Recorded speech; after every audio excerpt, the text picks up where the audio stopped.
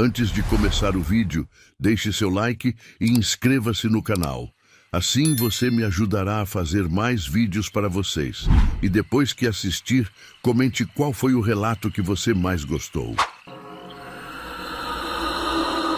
Era noite de lua cheia quando Zé Mateus resolveu atravessar o pasto velho para encurtar caminho até a venda do seu Domingos. Aquele pedaço de terra tinha sido abandonado fazia uns 15 anos, desde que a família Cardoso sumiu sem deixar rastro, levando só a roupa do corpo e os olhos arregalados de medo. Ninguém nunca mais quis botar o pé naquelas bandas, mas Zé Mateus era teimoso que nem mula empacada e não acreditava em história de assombração que o povo contava na beira do fogão a lenha. O rapaz tinha 28 anos, forte, trabalhador, conhecia aquelas terras como a palma da mão.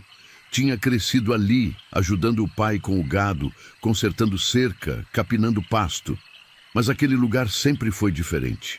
Mesmo nos dias de sol quente, quando o calor fazia a terra rachar e os bichos procuravam sombra, o pasto velho mantinha um frio que subia pelas pernas e gelava a espinha.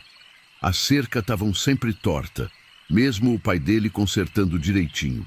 O capim não crescia direito, ficava amarelado, seco, mesmo com chuva boa.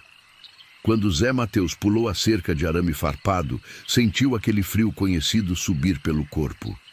A lua estava grande, redonda, clareando tudo como se fosse dia quase, mas a luz dela parecia não penetrar direito naquele chão amaldiçoado. A sombra ficava mais escura, mais densa, e o silêncio era pesado demais. Nem grilo cantava, nem coruja piava, nada. Só o barulho das botas dele pisando no capim seco e quebradiço. Ele estava no meio do caminho quando viu a primeira cruz. Era de madeira velha, carcomida, torta, meio enterrada no chão. Não tinha nome, não tinha data. Só a cruz ali, sozinha, no meio do nada. Zé Mateus sentiu um arrepio, mas continuou andando.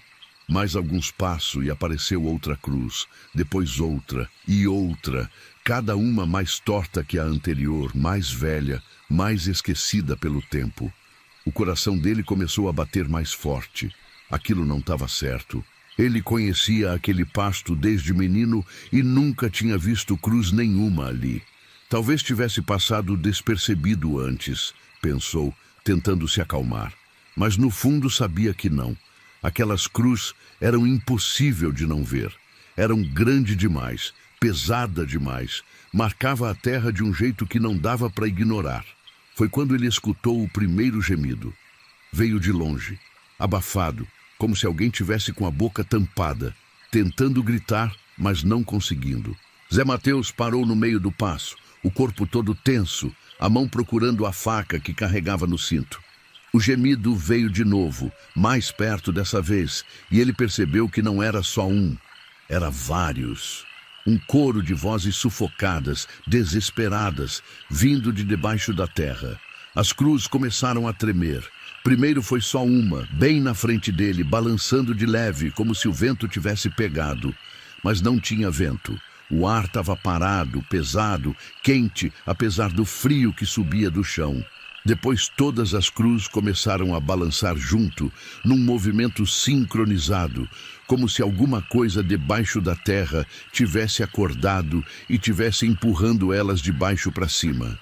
Zé Mateus deu um passo para trás, depois outro. O instinto gritando para ele correr, sair dali, voltar para casa e esquecer aquela besteira de atalho. Mas quando virou para correr, viu que o caminho tinha mudado.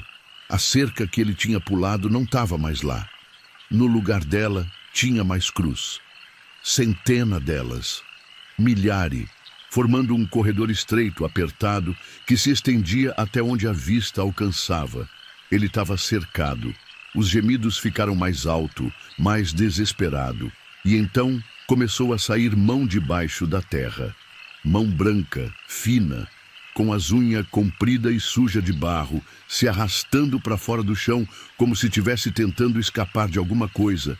Saíam perto das cruzes, 1, 2, 5, 10 mãos por vez, arranhando a terra, puxando o braço magro que parecia não ter fim. Zé Mateus gritou, um grito rouco de pânico puro, e começou a correr pelo corredor de cruz. As mãos tentavam agarrar as botas dele, puxar, derrubar, mas ele chutava, pulava, corria mais rápido do que nunca tinha corrido na vida. O coração batendo tão forte que parecia que ia explodir no peito. Os pulmões ardendo, as pernas pesadas como chumbo. As cruz iam ficando mais alta conforme ele corria.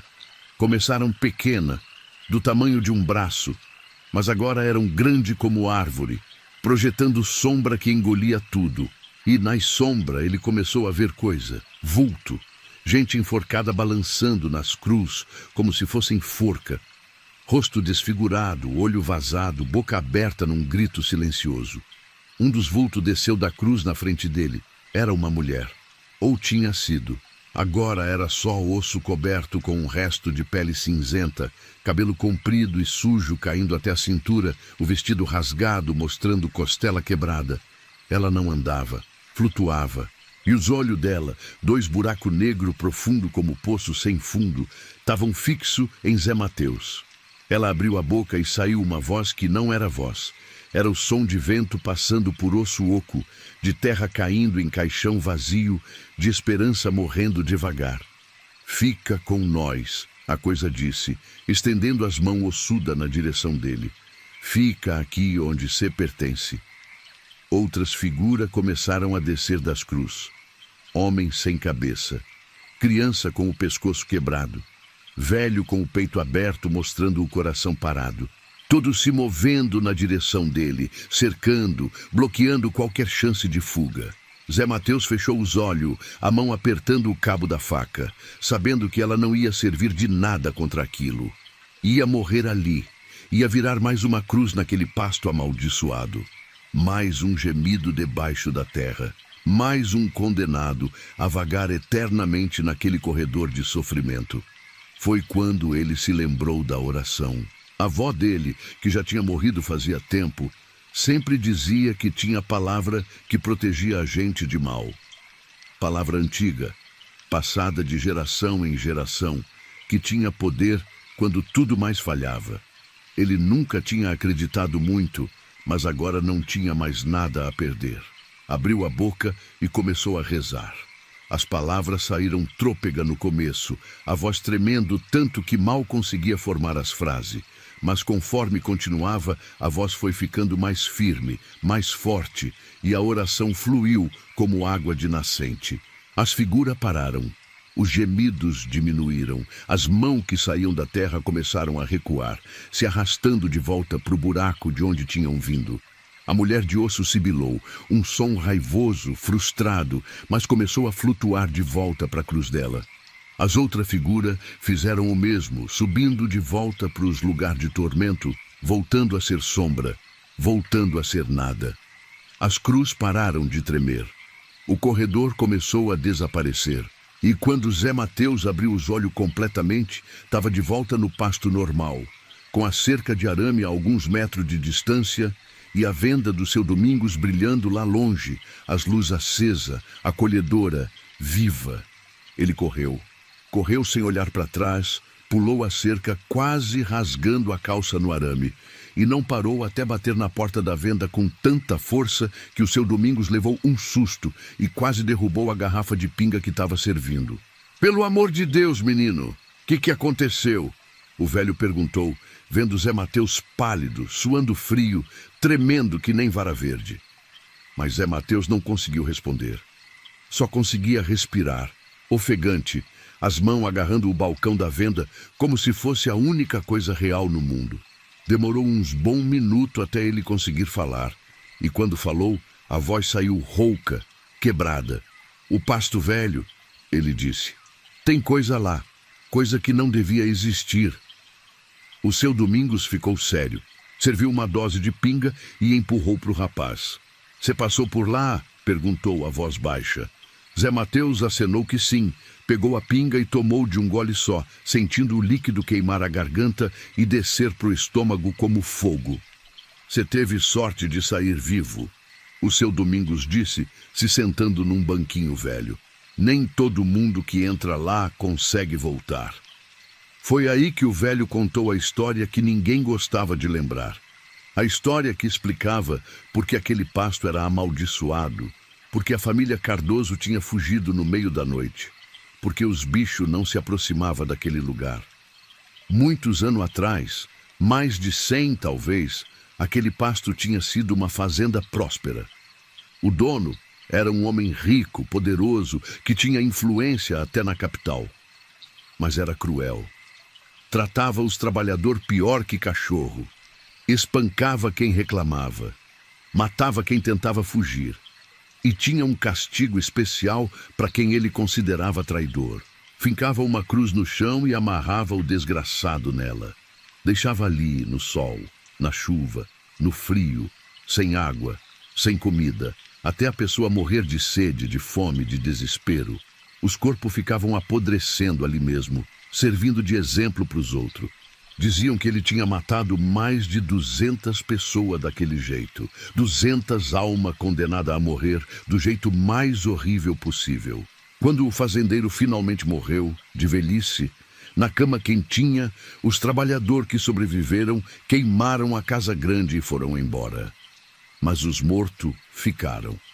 As cruzes apodreceram com o tempo, mas os corpos, aqueles nunca foram enterrados direito. Ficaram ali, jogado, esquecido, amaldiçoado. E as almas não descansaram. Eles procuram companhia, o seu Domingos disse, olhando para Zé Mateus com os olhos sérios. Procura alguém para dividir o sofrimento. Quem passa por lá de noite, quando a lua está cheia, corre o risco de ser puxado para o mundo deles, para o corredor dos condenados, e quem entra lá raramente sai. Zé Mateus sentiu um calafrio. Olhou para a própria mão e viu que estava suja de terra. Terra que ele não lembrava de ter tocado. Terra que parecia diferente, mais escura, mais fria. Com dedos trêmulo, ele limpou a mão na calça. Mas a sensação de sujeira não ia embora. Tem um jeito de quebrar a maldição? Ele perguntou, a voz mal saindo. O seu Domingos balançou a cabeça devagar. Alguns diz que tem, que precisa enterrar cada corpo direito, com reza, com bênção, com respeito. Mas ninguém sabe onde os corpos estão exatamente. E ninguém tem coragem de procurar. Já teve gente que tentou. Padre, benzedeiro, até um bispo veio uma vez. Nenhum conseguiu. Alguns morreram tentando, outros enlouqueceram. Zé Mateus ficou em silêncio. Tomou mais uma dose de pinga. Sentiu o peso da noite toda em cima dos ombros. Tinha escapado por pouco. Por muito pouco. Se não fosse a oração da avó, se não fosse a sorte, a fé, qualquer coisa, ele estaria lá agora. Mais uma cruz. Mais um gemido. Mais um condenado. Nunca mais, ele murmurou. Nunca mais passo por lá. Mas lá no fundo, uma parte dele sabia a verdade. Sabia que aquilo não tinha acabado. A terra na mão, aquele frio que não passava, a sensação de ser observado mesmo ali, na segurança da venda. Alguma coisa tinha vindo com ele. Alguma coisa tinha se agarrado nele quando passou pelo corredor. E ia voltar. Zé Mateus saiu da venda quando o dia começou a clarear. Não quis voltar para casa no escuro. Esperou o sol nascer, pintar o céu de vermelho e laranja, espantar a sombra. Mas mesmo com a luz do dia, ele sentia a presença, algo caminhando atrás dele, invisível, paciente, esperando o momento certo. Quando chegou em casa, a mãe dele estava na cozinha preparando o café. Ela olhou para ele e gelou. Largou a colher, se benzeu 3 vezes seguida, os olhos arregalados de susto. Que foi, mãe? Zé Mateus perguntou, confuso. Seu rosto, ela disse, a voz tremendo. Você está diferente. Ele correu para o espelho velho pendurado na parede da sala. E quando viu o próprio reflexo, sentiu o sangue gelar nas veias. Os olhos dele estavam diferentes, mais escuro, mais fundo. E lá no fundo deles, bem no fundo, tinha alguma coisa se movendo. Sombra, vulto, os condenados. Eles tinham vindo com ele. Não, ele sussurrou, tocando o próprio rosto. Não, não, não. A mãe começou a chorar. Pegou o terço pendurado no prego perto da porta e começou a rezar, a voz desesperada, pedindo proteção, pedindo salvação. Mas Zé Mateus sabia que era tarde demais. Ele tinha atravessado o corredor. Tinha olhado nos olhos dos condenados. Tinha sentido o toque deles. E agora eles moravam dentro dele. Os dias seguintes foram um inferno. Zé Mateus não conseguia dormir. Toda vez que fechava os olhos, via as cruz, via os rostos desfigurados, ouvia os gemidos e, pior, começou a ouvir as voz sussurrando no ouvido dele, pedindo, implorando, exigindo. Volta, elas diziam, volta para o corredor, traz mais gente, traz companhia. Ele tentou resistir, tentou ignorar, mas as vozes só ficavam mais alto, mais insistente, mais desesperada. Começou a ver vulto durante o dia, sombra se movendo no canto do olho, mãos se arrastando debaixo da cama, rosto olhando pelas frestas da parede. A família percebeu que tinha alguma coisa errada. O pai dele chamou o benzedeiro da vila, uma senhora velha que conhecia as rezas antigas, o segredo das ervas, os mistérios do mundo invisível. Ela veio, fez defumação, jogou água benta, rezou até a voz ficar rouca, mas nada funcionou. Isso está além do que eu posso fazer, ela disse, olhando para o rapaz com pena. Ele carrega uma maldição que vem de sofrimento muito antigo, muito profundo. Só ele pode se libertar. Tem que voltar lá. Tem que enfrentar. Não! A mãe gritou. Ele não vai voltar naquele lugar. Mas Zé Mateus sabia que a benzedeira estava certa. A maldição não ia embora sozinha. Enquanto as almas dos condenados não descansassem, ele nunca ia ter paz. Ia definhar, enlouquecer e, eventualmente, uma noite, ia se levantar da cama, ia caminhar até o pasto velho e ia se juntar aos mortos. Ou ele enfrentava agora com a força que ainda tinha, ou morria devagar, virava sombra, virava nada. Eu vou, ele disse, a voz firme pela primeira vez em dias. Vou terminar isso. Passou a semana seguinte se preparando. Conversou com gente velha que conhecia as histórias, o segredo. Aprendeu reza mais forte, mais poderosa. Conseguiu água benta com o padre da cidade vizinha. Pegou sal grosso, alho, arruda, montou proteção em volta do corpo, amuleto, patuá, tudo que podia ajudar. Durante aquela semana de preparação, as coisas pioraram em casa. A temperatura dentro da casa caía de repente, mesmo no calor do meio-dia. Panela caíam sozinha da prateleira. Porta batiam com força no meio da noite. O gado ficava inquieto, mugindo sem parar, como se sentisse alguma coisa no ar. As galinhas pararam de botar ovo. O cachorro da família, que sempre dormia no alpendre, passou a ficar acuado num canto, ganindo baixo, os olhos fixos em Zé Mateus, como se visse alguma coisa horrorosa grudada nele. A irmã mais nova dele, Maria José, que tinha só 12 anos, acordou gritando uma noite. Disse que tinha visto uma mulher de vestido rasgado, parada no pé da cama dela, olhando com o olho vazio, apontando para o quarto do irmão. A menina ficou com febre alta, delirando, falando de cruz, de gente enterrada viva, de gemidos que vinham do chão. A mãe passou a noite inteira rezando, colocando pano molhado na testa da filha, implorando para a santa proteger a família. Foi quando o pai de Zé Mateus, homem duro que nunca demonstrava medo, pegou o filho pelo braço e falou com a voz grave, séria. Você vai lá e resolve isso agora. Não aguento mais ver sua mãe sofrendo, sua irmã doente, essa casa virando um inferno. Se tem que morrer, que morra. Mas não arrasta a família para o buraco junto com você. As palavras foram duras, mas Zé Mateus entendeu. O pai não estava sendo cruel, estava sendo prático. Estava protegendo o resto da família. E tinha razão. A maldição estava se espalhando. Se ele não fizesse alguma coisa rápido, todos iam acabar arrastados para o corredor dos condenados. Na véspera de voltar para o pasto velho, Zé Mateus foi visitar a benzedeira de novo. A velha senhora estava sentada na varanda, fumando um cigarro de palha, os olhos cansados, mas ainda esperto. Sabia que você ia voltar, ela disse antes dele falar qualquer coisa.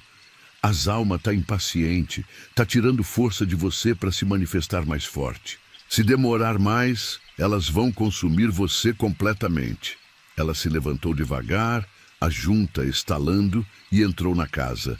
Voltou com um saquinho de pano amarrado com cordão vermelho. Leva isso, ela disse, colocando o saquinho na mão dele.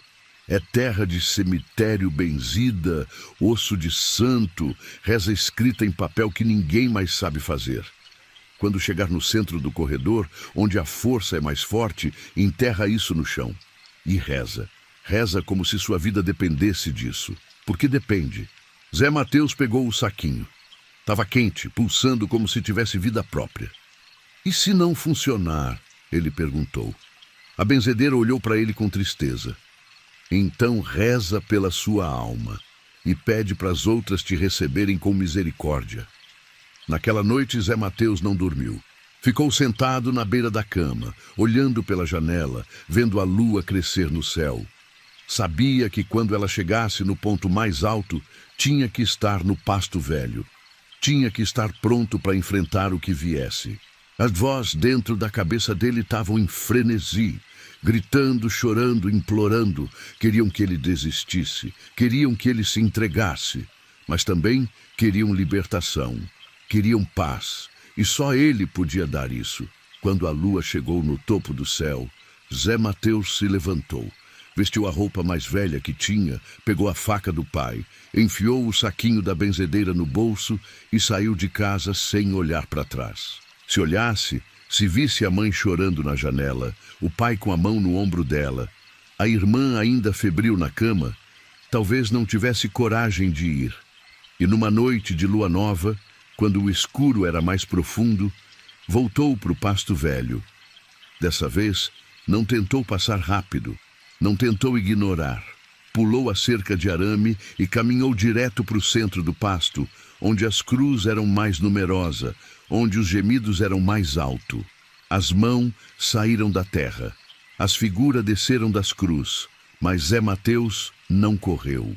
Ficou parado, no meio do corredor, encarando os mortos. Eu vim, ele disse, a voz ecoando no silêncio pesado. Vim para ajudar vocês a descansarem. As figuras pararam. Os gemidos diminuíram. E pela primeira vez, Zé Mateus viu eles direito. Não era um monstro, eram vítima. Gente que tinha sofrido além do que qualquer ser humano devia sofrer. Gente que tinha morrido na dor, na humilhação, no esquecimento. E que agora estava presa ali, incapaz de seguir em frente, incapaz de descansar. Eu não posso enterrar todos vocês, ele disse, mas posso lembrar, posso rezar, posso dar o respeito que foi negado. Ajoelhou no chão e começou a cavar com as mãos. A terra estava dura, fria, resistente, mas ele continuou cavando até fazer um buraco fundo o suficiente. Pegou o saquinho da benzedeira e colocou lá dentro, cobrindo com terra de novo, batendo com a mão para firmar.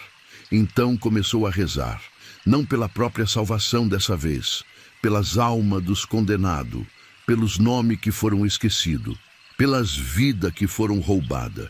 Rezou com a voz firme, clara, honesta, rezou até a garganta arder, até as lágrimas caírem, até sentir cada fragmento de dor que aquelas almas carregavam. E alguma coisa mudou.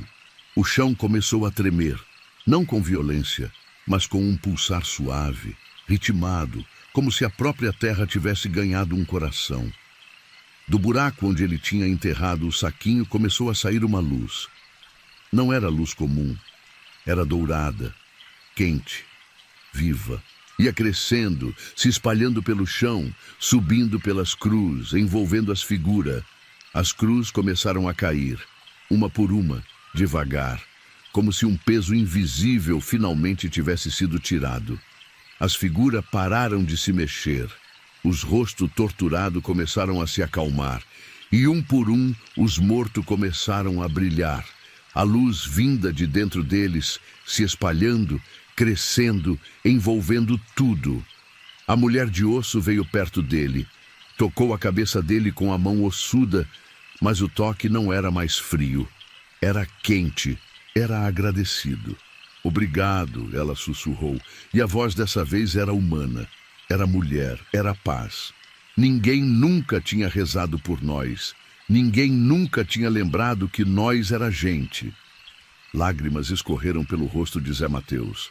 Não de medo, mas de compaixão. De dor compartilhada, de alívio por poder finalmente fazer alguma coisa para acabar com aquele sofrimento. Agora vocês podem ir, ele disse. Pode descansar. Acabou. A luz ficou mais forte. As figuras começaram a subir, flutuando para o céu escuro, deixando rastro de luz dourada para trás. 1, 2, 10, 100, 200 almas subindo, finalmente livre, finalmente em paz. Conforme subiam, Zé Mateus começou a ouvir voz diferente. Não gemidos de dor, mas suspiros de alívio, palavras de gratidão, benção. Quando a última luz desapareceu no céu, o pasto velho não existia mais. No lugar tinha um campo verde, bonito, com flor silvestre crescendo entre o capim. As cruzes tinham sumido. Os gemidos tinham parado. O frio tinha ido embora. E Zé Mateus, ainda ajoelhado no chão, sentiu a presença dentro dele desaparecer. Os olhos voltaram ao normal. A sensação de ser observado foi embora. Ele estava livre. Levantou devagar, as pernas bambas, o corpo cansado como se tivesse trabalhado 3 dias seguidos sem parar. Mas o coração estava leve. Pela primeira vez desde que tinha atravessado o corredor, conseguiu respirar direito. Voltou para casa quando o sol começou a nascer. A mãe chorou de alívio ao ver ele vivo, inteiro com os olhos normal. O pai apertou o ombro dele com força, sem falar nada, mas Zé Mateus entendeu. Tinha feito o que era certo, tinha enfrentado o medo, tinha dado paz para as almas torturadas. A irmã dele acordou sem febre pela primeira vez em dias. Sorriu quando viu o irmão, disse que tinha sonhado com um anjo subindo para o céu, carregando gente que parecia muito cansada. Disse que os anjos estavam felizes, e a gente que eles carregavam também. O tempo passou. O que tinha sido o pasto velho virou um lugar bonito, onde crianças brincavam, onde o gado pastava tranquilo, onde a vida voltou a florescer. Zé Mateus nunca contou a história completa para o resto da vila, só para os mais próximos, para os que acreditavam, para os que entendiam que tem coisa nesse mundo que a gente não explica com lógica. Mas às vezes, em noite de lua cheia, quando o vento soprava do jeito certo, ele olhava para o campo, onde antes era o pasto amaldiçoado, e via a luz pequenininha, dourada, dançando entre as flores. E sabia que eram as almas agradecendo. Que mesmo depois de tanto sofrimento, tanto tempo presa, elas tinham encontrado a paz. E que ele tinha sido o instrumento dessa paz. Anos depois, quando Zé Mateus já era homem mais velho, casado, com filho próprio, ele voltou naquele lugar. Não porque tinha que voltar, mas porque queria. Queria ver se a paz tinha permanecido, se as almas tinham realmente descansado. O campo estava ainda mais bonito. As flores tinham se multiplicado. Tinha borboleta colorida voando de um lado para o outro. Passarinho cantando nas árvores que tinham crescido nas bordas. Criança da vila brincando de roda, cantando música alegre. Ele se ajoelhou no mesmo lugar onde tinha enterrado o saquinho da benzedeira. A terra ali estava diferente. Era mais fértil, mais escura, mais viva. Tocou o chão com a mão e sentiu calor. Não o frio de morte que tinha antes, mas o calor de vida. Obrigado, ele sussurrou, não sabendo se falava com as almas, ou com Deus, ou com a própria terra. Obrigado por me deixar ajudar. E no silêncio que seguiu, ele jurou ter ouvido uma voz suave, feminina. Aquela mesma mulher de osso que tinha tocado sua cabeça. Não, obrigado a você, por nos dar de volta a nossa humanidade. O resto da vida, Zé Mateus carregou aquela experiência no peito. Nunca mais duvidou das histórias que o povo da roça contava. Nunca mais passou por lugar abandonado sem respeito. Nunca mais ignorou o arrepio que subia a espinha quando alguma coisa não estava certa. Porque ele sabia que o mundo era maior do que a gente via, que tinha força além da compreensão, que os mortos não descansavam quando a justiça não era feita, e que às vezes uma pessoa comum, com fé, com coragem, com compaixão, podia fazer diferença entre a danação eterna e a paz final. Essa é a história que o povo ainda conta. Não do jeito dramático, não como lenda bonita, mas como aviso. Como lembrete de que tem lugar onde a gente não deve ir. Tem maldição que nascem do sofrimento humano. E tem alma que precisam de ajuda para seguir em frente. E se um dia, viajante, você passar por um pasto antigo, abandonado, e sentir um frio subindo pelas pernas, e ver cruz velha e torta espalhada pelo chão, não ignore, não desrespeite. Reze, respeite e siga seu caminho em silêncio, porque os condenados ainda estão lá, sempre vão estar. Em cada lugar onde o sofrimento foi grande demais, onde a injustiça foi pesada demais, onde os mortos foram esquecidos, e eles procuram quem possa libertar eles, ou quem possa se juntar ao corredor eterno de tormento. A escolha sempre foi sua. E lembre, sempre lembre, os mortos não pedem muito, só querem ser lembrados, só querem que alguém reconheça que eles existiram, que sofreram, que eram humanos. Faça isso e eles vão deixar você em paz. Ignore, e pode ser que você vire o próximo a ficar preso no corredor dos condenados, esperando que alguém algum dia lembre de você também. Quando Joaquim Pereira viu a luz se movendo no meio da mata fechada, já passava das 11 da noite e ele estava voltando da casa da comadre Adelaide, onde tinha ido buscar remédio para a mãe, que estava de cama com febre alta. O caminho era conhecido, trilha que ele percorria desde criança, mas nunca tinha visto luz nenhuma vindo daquela direção. Era região de mata virgem, densa, onde ninguém entrava porque o terreno era acidentado demais, cheio de pedra solta e ravina funda. Joaquim tinha 32 anos, trabalhava na serraria do seu Geraldo, conhecia cada árvore daquelas redondezas. Era homem sensato, de pouca conversa, que não acreditava em bobagem. Mas aquela luz era estranha. Não era luz de lanterna nem de lampião. Era azulada, pulsante, se movendo devagar entre as árvores como se flutuasse. Ele parou no meio da trilha, apertando o vidro de remédio no bolso da camisa, sentindo o coração acelerar sem saber bem porquê. A luz continuou se movendo, sempre na mesma velocidade, sempre na mesma altura, mais ou menos na altura do peito de um homem. E então ele percebeu que não era só uma luz, era várias. Dezenas delas, todas azuladas, todas se movendo na mesma direção, formando uma fila que desaparecia na escuridão da mata. O instinto gritou para ele virar as costas e ir embora, mas a curiosidade era mais forte. Joaquim sempre foi assim, desde menino. Quando via alguma coisa estranha, tinha que investigar, tinha que entender.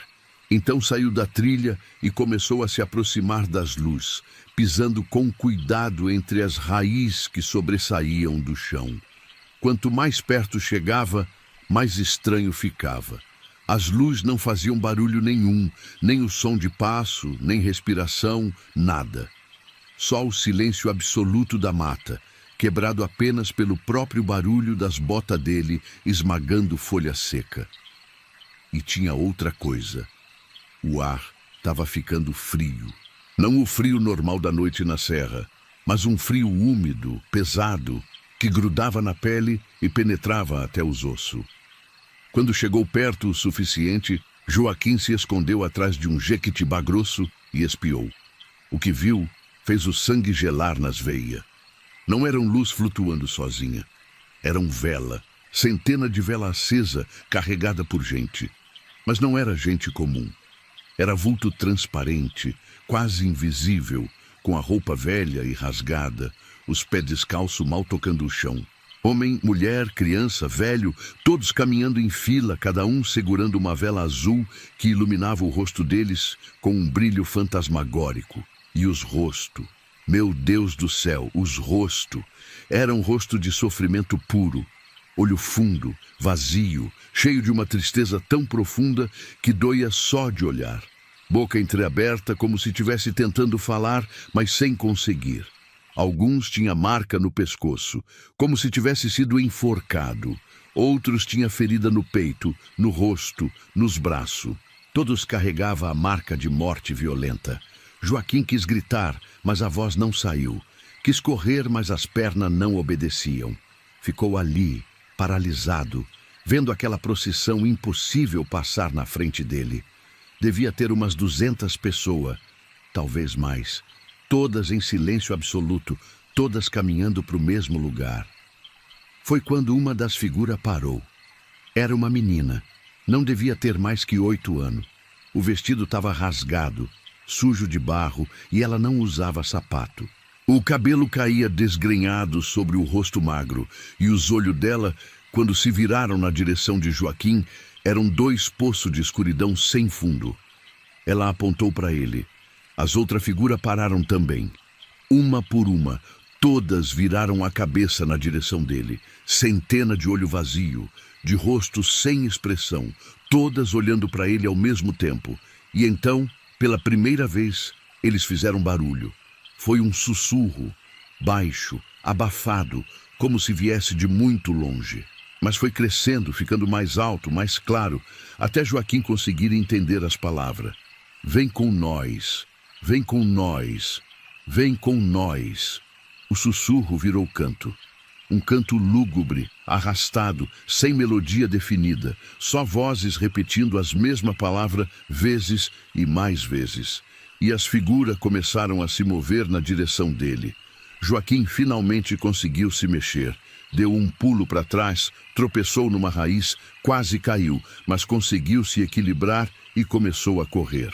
Correu sem olhar para trás, desviando de árvore, pulando buraco, rasgando a camisa nos galhos, mas não parava. O canto continuava atrás dele, perseguindo, cercando, vindo de todas as direções ao mesmo tempo. Ele correu até não aguentar mais, até os pulmões arderem como fogo, até as pernas fraquejarem. Parou encostado num tronco caído, tentando recuperar o fôlego, o coração batendo tão forte que parecia que ia explodir. Olhou para trás e não viu nada, só a escuridão normal da mata. Nenhuma luz, nenhum vulto, nenhum canto. Tinha conseguido escapar, ou pelo menos era o que pensava. Joaquim voltou para a trilha, encontrou o caminho de casa e chegou tremendo que nem vara verde. A mãe dele, mesmo doente, percebeu que tinha alguma coisa errada. Ele estava pálido, suando frio, com os olhos arregalados de medo.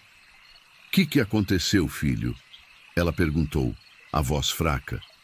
Mas Joaquim não conseguiu contar. Deu o remédio para ela, ajudou a tomar e foi para o próprio quarto. Deitou na cama sem tirar a roupa. Puxou o cobertor até o queixo e ficou olhando para o teto, tentando entender o que tinha visto. Procissão de morto. Isso era o que tinha visto. Mas por quê? Para onde iam? E por que a menina tinha apontado para ele? Ele não dormiu naquela noite. Ficou deitado ouvindo cada barulho da casa, cada rangido da madeira, cada sopro de vento. E lá pelas 3 da madrugada, ouviu o canto. Vinha de longe, abafado, mas inconfundível. As mesmas vozes, as mesmas palavras. Vem com nós, vem com nós. Joaquim se levantou devagar, foi até a janela e olhou para fora. A procissão estava passando na estrada de terra na frente da casa. Centena de vulto transparente carregando vela azul, caminhando em fila. Joaquim sentiu o sangue gelar. Eles tinham seguido ele, tinham descoberto onde ele morava, e agora estavam ali, na frente da casa dele, chamando ele para se juntar a eles. A menina estava na frente. Parou em frente ao portão, virou o rosto na direção da janela e apontou de novo. Joaquim fechou a cortina de um puxão, o coração disparado. Ficou encostado na parede, respirando com dificuldade, esperando. Esperando o quê? Que eles invadissem a casa? que quebrassem a porta, que viessem buscar ele, mas nada aconteceu. O canto continuou por alguns minutos. Depois foi diminuindo, se afastando, até desaparecer completamente. Quando Joaquim teve coragem de abrir a cortina de novo, a estrada estava vazia. Não tinha ninguém, só a lua iluminando a terra batida. Mas no chão, bem na frente do portão, tinha alguma coisa. De manhã cedo, assim que o sol nasceu, Joaquim saiu para ver o que era. E encontrou uma vela azul, idêntica às que a procissão carregava. Estava apagada, mas ainda cheirava a cera queimada, e ao redor dela, desenhado na terra, tinha um círculo perfeito. Ele tinha sido marcado. Joaquim pegou a vela com mão trêmula e entrou correndo em casa. Jogou ela no fogão a lenha, viu a cera derreter e pegar fogo. Mas mesmo assim, não se sentiu seguro. Aquilo era marca. Marca que os mortos tinham deixado. E marca não sumia fácil. Foi trabalhar naquele dia, mas não conseguiu se concentrar. Errou medida, cortou tábua do tamanho errado, quase deixou a serra pegar no dedo. O seu Geraldo percebeu. "Cê tá doente, rapaz?" O velho perguntou, preocupado. "Não, senhor," Joaquim respondeu. Só tive uma noite ruim." Mas não era só uma noite ruim. Era o começo de alguma coisa. Alguma coisa que ele não entendia, mas que sabia que era perigoso. Naquela noite, a procissão voltou. E na outra também. E na outra. Toda noite, no mesmo horário, os vultos passavam na frente da casa dele, sempre parando no portão, sempre com a menina apontando, sempre com o canto chamando ele. Joaquim parou de dormir, parou de comer direito. Foi emagrecendo, ficando com olheira funda, a mão tremendo. A mãe dele, já recuperada da febre, ficou desesperada. "Você tem que falar o que está acontecendo", ela implorou. "Você está definhando na minha frente." Foi quando ele finalmente contou. Contou da procissão dos vultos da vela da marca. A mãe ficou branca. "Procissão das almas penada." Ela sussurrou, fazendo o sinal da cruz. "Meu Deus do céu, você viu a procissão das almas penada?" Que é isso?" Joaquim perguntou. A mãe dele se sentou devagar, as mãos entrelaçadas no colo, os olhos distantes como se estivesse voltando no tempo. "Minha avó contava essa história." Ela começou. "Dizia que tem lugar nessas terras que é amaldiçoado, lugar onde gente sofreu demais, morreu de jeito horrível e nunca foi chorado, nunca foi lembrado. As almas dessas pessoas ficam vagando, procurando alguém que lembre delas, que reze por elas, que dê descanso para elas." "E se ninguém faz isso?" Joaquim perguntou, já sabendo a resposta. "Elas levam alguém, marca uma pessoa, visita ela toda noite, até a pessoa não aguentar mais e seguir elas. Aí, essa pessoa vira parte da procissão também, e o ciclo continua." Joaquim sentiu as pernas fraquejarem. Se sentou na cadeira, a cabeça nas mãos. "Tem jeito de parar isso?" A mãe dele ficou em silêncio por um tempo longo. "Tem, mas é perigoso. Você tem que descobrir quem são as almas. Tem que descobrir onde elas foram enterradas, ou onde os corpos delas estão. E tem que dar sepultura digna, com reza, com respeito. Só assim elas descansam. Mas como eu descubro isso? Segue a procissão, vê para onde elas vão. O destino delas sempre é o lugar do sofrimento, o lugar onde tudo começou." Joaquim passou os dias seguintes se preparando. Não queria fazer aquilo, queria fugir, ir embora daquela região, começar vida nova em outro lugar. Mas sabia que não adiantava. A marca estava nele. Não era marca física, mas marca na alma. E não importava para onde fosse, a procissão ia seguir ele. Tinha que enfrentar. Conseguiu uma lanterna boa, uma faca afiada, água benta que o padre da vila benzeu especialmente e um terço que tinha sido da avó. Esperou a noite cair, o coração batendo forte no peito, sabendo que talvez não voltasse. Mas antes de sair, teve uma conversa com o irmão mais velho, Roberto, que morava na casa ao lado. Roberto era diferente dele. Acreditava nas histórias antigas, nas lendas, nas coisas que não se explicava. Quando Joaquim contou o que ia fazer, o irmão ficou sério. Se cê não voltar até o amanhecer, Roberto disse, eu vou atrás. Vou levar gente comigo. Vamos revirar essa mata até achar você. Não faça isso, Joaquim pediu. Se eu não voltar, é porque virei parte deles. E aí não tem mais jeito. Bobagem, Roberto respondeu, apertando o ombro do irmão com força. Nenhum Pereira fica perdido nessa terra. Vivo ou morto, a gente traz você de volta. Aquela palavra deu força para Joaquim. Saber que tinha alguém esperando, alguém que ia procurar por ele, fez a coragem crescer no peito. Quando ouviu o canto começar lá fora, pegou as coisas e saiu de casa. A mãe quis impedir, mas ele beijou a testa dela e disse que ia ficar tudo bem. Mentira. Não sabia se ia ficar tudo bem. Mas era a única coisa que podia dizer. A procissão estava passando. Joaquim esperou a última figura passar, manteve distância segura e começou a seguir.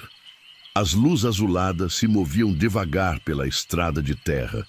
Depois, entraram na mata, seguindo trilha que ele nunca tinha visto.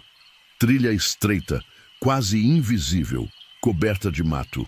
Andaram por horas. Joaquim ia atrás, tropeçando nas raízes, se arranhando nos espinhos, mas sem perder de vista as luzes. Elas iam sempre para frente, sempre na mesma direção, subindo a serra, adentrando cada vez mais fundo na mata. Conforme subia, Joaquim começou a perceber detalhes estranhos. Havia marcas nas árvores, marcas antigas, quase apagadas pelo tempo, mas ainda visíveis para quem prestava atenção. Eram símbolos. Alguns pareciam letra, outros eram desenho que ele não reconhecia. E em alguns troncos tinha nome gravado. Nome de gente. João, Maria, José, Pedro. Dezenas de nome, todos gravados com letra trêmula, como se tivesse sido feito com pressa, com desespero. Ele parou para examinar um dos nomes mais de perto. Embaixo tinha uma data, 1888, o ano que a escravidão tinha acabado. E embaixo da data, uma frase curta, quase ilegível.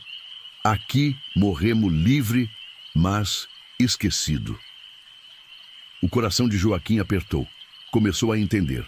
Aquelas pessoas tinham vindo para a mata fugindo de alguma coisa, buscando liberdade, mas tinham encontrado só morte e esquecimento. Mais adiante, ele encontrou outros vestígios. Pedaço de pano podre pendurado em galho. Pedaço de panela enferrujada meio enterrada no chão. E numa pedra lisa, mais nomes, mais datas, mais mensagens desesperadas. Nós tentou voltar, mas ninguém quis ajudar. As crianças estão morrendo de fome. Deus abandonou nós. Cada mensagem era um soco no estômago. Joaquim sentia a dor daquelas pessoas como se fosse própria. A esperança que viraram desespero. O sonho de liberdade que virou pesadelo de abandono. A procissão continuou subindo. Joaquim a seguiu, agora com mais determinação. Não era só curiosidade mais, era responsabilidade. Era dever. Aquelas almas tinham sofrido demais em vida. Não podiam continuar sofrendo na morte. A trilha ficou mais íngreme. Joaquim teve que usar as mãos para se segurar em raiz, em pedra, para não escorregar. O suor escorria pelo rosto apesar do frio. Os pulmões ardiam com o esforço, mas não parava, não podia parar. Foi quando ouviu outro som além do canto. Era choro, choro de criança. Vinha de algum lugar à frente, misturado com o canto dos mortos. Joaquim acelerou o passo, o coração disparado. E foi quando a procissão finalmente parou. Até que pararam. Joaquim se escondeu atrás de uma pedra grande e observou. A procissão tinha chegado num lugar estranho. Era uma clareira, mas não era clareira natural. Era como se alguma coisa tivesse arrancado as árvores dali, deixando só terra nua. E no centro da clareira tinha alguma coisa, várias coisas. Estruturas de pedra, meio destruída, coberta de musgo e trepadeira. Ele se aproximou devagar, o coração disparado. As figuras da procissão tinham formado um círculo em volta das estruturas. Não se mexiam. Só ficavam ali, parada, com as velas acesas, olhando para dentro do círculo. Joaquim reuniu toda a coragem que tinha e entrou na clareira. As figuras não reagiram. Continuaram parada. Ele passou entre elas, sentindo o frio que emanava dos corpos translúcidos, e chegou no centro do círculo. E viu. As estruturas de pedra eram túmulo. Dezena de túmulo pequeno, mal feito, sem identificação, sem cruz, sem nada. Alguns estavam quebrados, mostrando o interior vazio. Outros estavam intacto, mas coberto de terra e mato.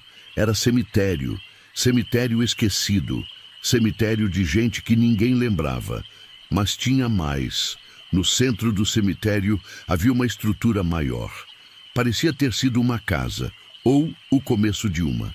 Parede de pedra empilhada sem argamassa, desmoronando em vários pontos. E dentro dessa estrutura, Joaquim viu algo que fez o estômago revirar. Osso, muitos ossos, amontoado num canto, como se as pessoas tivessem morrido todas juntas, abraçadas umas nas outras, tentando se manter aquecida. Havia crânio pequeno, de criança. Havia osso de adulto, todos misturados, todos abandonados. Joaquim ajoelhou no chão, as lágrimas escorrendo pelo rosto. Entendeu tudo. Aquelas almas estavam presas porque ninguém nunca tinha vindo ali. Ninguém nunca tinha rezado por elas. Ninguém nunca tinha reconhecido que elas existiram. Ele tirou o terço do bolso, segurou com as duas mãos e começou a rezar. A voz saiu baixa no começo, trêmula, mas foi ficando mais firme conforme continuava. Rezou por cada alma ali, por cada túmulo, por cada vida esquecida. Rezou até a voz ficar rouca, até as lágrimas secarem, até sentir que tinha dado tudo o que podia dar. Mas quando parou, percebeu que não era suficiente. As figuras continuavam ali, parada, esperando alguma coisa a mais, alguma coisa que só reza não dava. Foi quando Joaquim entendeu. Eles não queriam só oração, queriam reconhecimento, queriam que o mundo soubesse que eles existiram, que sofreram, que morreram tentando ser livre. Ele se levantou, limpou as lágrimas e falou alto, a voz ecoando pela clareira. Eu vejo vocês. Eu reconheço vocês. Eu prometo que vou fazer o mundo lembrar de vocês. Vou contar a história de vocês. Vou fazer com que nunca mais sejam esquecidos. Juro pela minha vida, pela vida da minha família, pela memória dos meus ancestrais. Vocês não vão ser esquecidos nunca mais. E quando terminou de falar, alguma coisa mudou. As velas não eram mais azul, eram branca. Uma luz branca, suave, que iluminava a clareira com calor em vez de frio. E as figuras não eram mais transparentes, eram sólidas. Gente de verdade.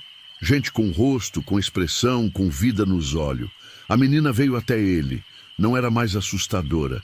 Era só uma criança que sorria. Obrigada, ela disse, a voz clara como sino. Ninguém nunca tinha lembrado de nós. As outras figuras se aproximaram. Cada uma colocou a mão no ombro dele, no braço, na cabeça. Era um toque de gratidão, de bênção, de paz. Quem eram vocês? Joaquim perguntou, a voz quebrada. Escravizado, um homem velho respondeu. Quando a escravidão acabou, nós foi expulso da fazenda. Veio para cá, para a mata, tentou sobreviver. Mas não tinha comida, não tinha abrigo. Morremos de fome, de frio, de doença. Os corpos ficam aqui, esquecidos. Ninguém se importou. Uma mulher de meia idade deu um passo à frente. Tinha cicatriz no rosto, marca de chicote que atravessava a bochecha. Nós era 237 pessoas quando chegamos aqui. Ela disse, a voz carregada de tristeza. Família inteira. Velhos, adulto, criança. Tudo que queria era um pedacinho de terra para plantar, uma casa para morar. Mas a terra aqui é ruim, não cresce nada. E o inverno foi rigoroso naquele ano. O frio matou as crianças primeiro, depois os velhos, depois nós que estava no meio. Outro homem, mais jovem, com as mãos calejadas de quem trabalhou pesado a vida inteira, continuou. Tentemos voltar para a cidade, pedir ajuda. Mas ninguém quis saber de nós. Falaram que era problema nosso, que nós era livre agora, então tinha que se virar sozinho. Voltemos para cá e continuemos morrendo, um por um, até o último. Um velho de cabelo branco, curvado pelo peso de ano de sofrimento, se aproximou e tocou o rosto de Joaquim com a mão trêmula. Eu fui o último a morrer, ele disse, a voz pesada de dor. Enterrei todo mundo com as próprias mãos. Fiz os túmulos como pude. Rezei como minha mãe me ensinou, mas não tinha força para fazer direito, não tinha ferramenta, não tinha nada. Quando chegou minha vez, me deitei ali. Ele apontou para a estrutura de pedra e esperei a morte chegar. Pensei que ia encontrar os outros do outro lado, mas não encontrei. Estava tudo preso aqui e eu também fiquei. Joaquim sentiu a raiva subir. Raiva pela injustiça, pela crueldade, pelo esquecimento. E ficaram presos aqui desde então? Ele perguntou. A menina acenou que sim. Nós não conseguia sair, não conseguia descansar, porque ninguém sabia que nós estava aqui. Ninguém chorou por nós, ninguém rezou. Era como se nunca tivesse existido. Uma mulher jovem que segurava um bebê nos braços, um bebê que também era espírito, falou com voz suave, mas firme. Meu filho tinha 3 meses quando morreu. Morreu de frio, de fome nos meu braço. Eu segurei ele até o fim, tentando passar meu calor para ele, mas não adiantou. Morri 3 dias depois, e desde então tô carregando ele, esperando alguém lembrar que nós existiu, que nós era gente, que nós merecia viver. Joaquim não conseguiu segurar as lágrimas. Chorou abertamente, sem vergonha, sentindo cada fragmento de dor que aquelas almas carregavam. E conforme chorava, sentiu algo estranho. Sentiu como se a própria terra tivesse respondendo às lágrimas dele. O chão começou a pulsar, quente, vivo. Vocês têm nome? Ele perguntou. Eu preciso saber os nomes, para contar direito, para lembrar direito. E um por um, eles foram dizendo. Maria das Dores, João Batista, Pedro Africano, Benedita, José Liberato. Dezenas de nomes, centena, cada um com uma história, com uma vida, com sonho que nunca se realizou. Joaquim tirou do bolso um pedaço de papel e um lápis que tinha trazido e começou a escrever. Escreveu cada nome que eles disseram, cada idade, cada pedacinho de história que conseguiram lembrar. As mãos tremiam tanto que a letra saía torta, mas ele não parava. Tinha que registrar tudo. Tinha que garantir que aqueles nomes nunca mais fossem esquecidos. Quando terminou, o papel estava cheio, frente e verso. Mais de 200 nomes. 237 almas que finalmente tinham sido reconhecidas. Agora vocês podem ir, ele disse, dobrando o papel com cuidado e guardando no bolso mais fundo que tinha. Pode descansar. Eu vou cumprir minha promessa. O mundo vai saber de vocês. As figuras sorriram. E uma por uma começaram a subir. Não para cima, mas para algum lugar além. Um lugar que Joaquim não conseguia ver, mas que sabia que era melhor. Era paz. Era descanso. Era finalmente casa. A menina foi a última. Antes de partir, ela olhou para Joaquim com um olho que não era o mais vazio. Eram cheio de vida, de esperança, de gratidão. Você salvou nós, ela disse, e por isso nós vai te proteger, sempre. Onde você estiver, nós vai estar olhando por você. E então ela também subiu, deixando um rastro de luz dourada que iluminou a clareira inteira por um momento antes de desaparecer. Quando a última luz desapareceu, a clareira ficou escura. Mas não era escuridão pesada. Era escuridão normal, tranquila. Joaquim acendeu a lanterna e olhou em volta. Os túmulos continuavam ali, mas agora pareciam diferentes. Pareciam em paz. Ele marcou o lugar na memória. Contou os passos até a trilha principal. Quebrou galho de árvore para marcar o caminho. Amarrou o pedaço de pano vermelho que tinha trazido em várias árvores, criando um rastro que podia seguir de volta. Não podia esquecer onde ficava. Não podia deixar aquele lugar ser esquecido de novo. A descida foi mais rápida que a subida. Joaquim praticamente correu, ansioso para chegar em casa, para começar a cumprir a promessa. Quando chegou, o sol já estava nascendo, pintando o céu de laranja e rosa.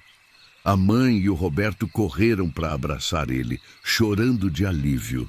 "Consegui", ele disse, puxando o papel do bolso e mostrando para eles. Elas descansaram. "Mas agora tenho trabalho a fazer." E o trabalho começou naquele mesmo dia. Joaquim não esperou nem para descansar. Foi direto para a cidade, procurou o padre, o prefeito, o delegado, o professor da escola. Mostrou o papel com os nomes. Contou a história. No começo, todos acharam que ele tinha enlouquecido. "Procissão de fantasma?" O prefeito riu. "Rapaz, você precisa descansar. Tá trabalhando demais." Mas Joaquim não desistiu. Insistiu. Voltou todo dia. Levou o Roberto como testemunha. Depois, levou o padre até a clareira. Mostrou os túmulos. Mostrou os ossos. Mostrou as mensagens gravadas nas árvores. E, finalmente, diante de prova tão concreta, tão inegável, o padre ficou em silêncio. Ajoelhou no chão, rezou e, quando se levantou, tinha lágrima nos olhos. "Isso é pecado", ele disse. "Deixar essas almas esquecidas é pecado. Vamos consertar isso." E consertaram. Levou meses. O padre mobilizou a paróquia. O prefeito liberou verba. Voluntários apareceram de toda a região quando a notícia se espalhou. Limparam a clareira. Recolheram os ossos com respeito, com reverência. Um antropólogo da capital veio ajudar, identificando o que podia, estimando idade, registrando tudo cientificamente. Construíram um túmulo novo, de alvenaria, forte, cada um com uma placa de metal com o nome gravado. Os que não tinham nome identificado receberam placas escritas "Alma desconhecida, mas não esquecida", seguida de um número. Fizeram uma missa, a maior que a vila já tinha visto. Gente veio de cidade vizinha, de fazenda distante, todos querendo prestar respeito, todos querendo participar daquele momento de justiça atrasada. E quando o padre benzeu o cemitério reformado, quando as primeiras flores foram colocadas nos túmulos, Joaquim sentiu algo, um calor no peito, uma sensação de paz. E jurou ter visto, só por um segundo, a menina em pé na beira da clareira, sorrindo antes de desaparecer como névoa ao sol. As almas nunca mais voltaram. Joaquim viveu o resto da vida como guardião daquele lugar. Todo mês subia a serra, limpava os túmulos, trocava as flores, conversava com as almas como se fossem velhos amigos. E, de certa forma, eram. Ele escreveu tudo num caderno. A história completa. Os nomes todos, as frases que encontrou gravada, o processo de reconhecimento e sepultamento. E, no final, adicionou uma reflexão própria, escrita com letra caprichada. As almas desse lugar me ensinaram que a pior morte não é do corpo, é do esquecimento, é ser apagado da história, é ter a própria humanidade negada. Todo ser humano merece ser lembrado, todo sofrimento merece ser reconhecido. E quando a gente nega isso, quando a gente esquece, a gente cria monstro, não os mortos, mas nós mesmos, os vivos que não se importa. Quando ficou velho e doente, chamou o filho mais velho e passou o caderno para ele. "Esse é o tesouro mais importante da nossa família", Joaquim disse, a voz fraca, mas firme. "Mais importante que terra, que dinheiro, que qualquer coisa.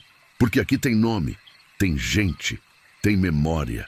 E enquanto alguém lembrar, enquanto alguém cuidar daquele cemitério, as almas vai ter paz. Mas se esquecer, se abandonar, elas vão voltar. Vão procurar outra pessoa. E tudo vai começar de novo." O filho prometeu. E cumpriu.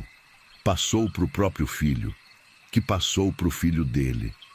Geração após geração, sempre teve um Pereira cuidando do cemitério dos esquecidos.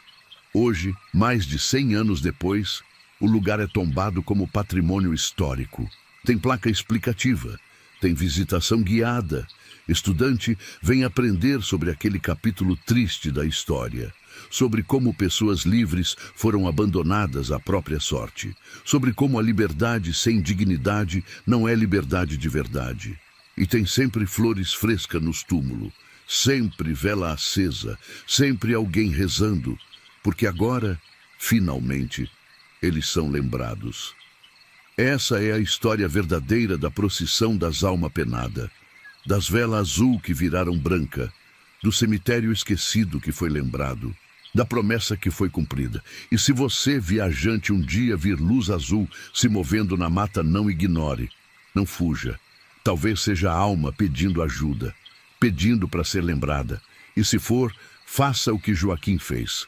Escute, reconheça, lembre e conte, porque esquecer os mortos é matar eles de novo, e de novo, e de novo. Mas lembrar é dar vida, é dar dignidade, é dar paz. E no fim, é isso que todos nós quer, vivo ou morto, ser lembrado, ser reconhecido, ser importante para alguém. Então lembre, sempre lembre, dos seus, dos outros, dos conhecidos, dos esquecidos. Lembre, e eles vão viver para sempre, porque a memória é mais forte que a morte. Sempre foi, sempre vai ser. A primeira vez que Sebastião ouviu o sino tocar, era meio-dia em ponto, e ele estava consertando a cerca do Pasto Norte, longe de qualquer igreja ou capela. O som veio claro, nítido, atravessando o ar quente da tarde, como se a torre tivesse ali do lado. 3 badaladas lentas, pesadas, que fizeram o martelo escorregar da mão dele e cair no chão. Sebastião tinha 45 anos. Viúvo fazia 7, trabalhava na própria terra que tinha herdado do pai. Era homem prático, de pouca imaginação, que acordava com o sol e dormia com as estrelas. Conhecia cada palmo daquela propriedade como conhecia as próprias mãos. E sabia, com certeza absoluta, que não tinha igreja nenhuma por perto. A mais próxima ficava a 5 quilômetros de distância, na vila, e o sino de lá era fino, agudo. Esse som era diferente. Era grave, profundo, antigo. Ele olhou em volta, procurando a origem do som, mas não viu nada além do pasto, da cerca, das árvores espalhadas. O gado estava parado, as cabeças erguidas, as orelhas mexendo como se também tivesse escutado. Isso deixou Sebastião ainda mais inquieto. Os bichos sempre sabiam quando tinha alguma coisa errada. 3 badaladas. E depois, silêncio. Sebastião pegou o martelo do chão, limpou a terra e voltou a trabalhar. Tentou convencer a si mesmo que tinha imaginado, que era eco de alguma coisa, que era cansaço. Mas as mãos tremiam enquanto pregava o arame na madeira. A segunda vez foi 3 dias depois. De novo ao meio-dia. Sebastião estava na varanda da casa tomando café quando ouviu 3 badaladas, mesma cadência, mesmo peso, mesmo som impossível. Dessa vez, ele se levantou rápido, derrubando a xícara que se espatifou no chão de cimento. Correu para o quintal, para os lados, tentando localizar de onde vinha. Mas o som parecia vir de todo lugar ao mesmo tempo. Do norte, do sul, do leste, do oeste. Como se a própria terra estivesse tocando. O cachorro dele, um vira-lata marrom chamado Trovão, começou a uivar. Um uivo longo, triste, de dar arrepio na espinha, e então saiu correndo, desaparecendo na mata que cercava a propriedade. Sebastião chamou, assobiou, mas o cachorro não voltou. Ficou o resto do dia inquieto, esperando o Trovão aparecer. O bicho nunca tinha fugido assim, nunca tinha abandonado a casa. Mas conforme a noite caía e o cachorro não voltava, Sebastião começou a aceitar que alguma coisa muito errada estava acontecendo. Naquela noite, ele não conseguiu dormir. Ficou deitado na cama, olhando para o teto escuro, ouvindo os barulhos da noite. E foi quando percebeu que os barulhos estavam diferentes. Não tinha grilo cantando, não tinha sapo coachando, Não tinha coruja piando. Era como se todos os bichos da região tivessem decidido ficar em silêncio, com medo de alguma coisa. E no meio daquele silêncio antinatural, Sebastião começou a ouvir outra coisa. Era um murmúrio distante, como se tivesse gente conversando longe. Mas não eram palavras claras. Era só som, indo e vindo como onda, aumentando e diminuindo de intensidade. Ele se levantou, foi até a janela e olhou para fora. A lua estava cheia, iluminando o terreiro, o pasto, a mata ao longe. E lá, bem na divisa entre o pasto e a mata, ele viu alguma coisa que fez o coração parar.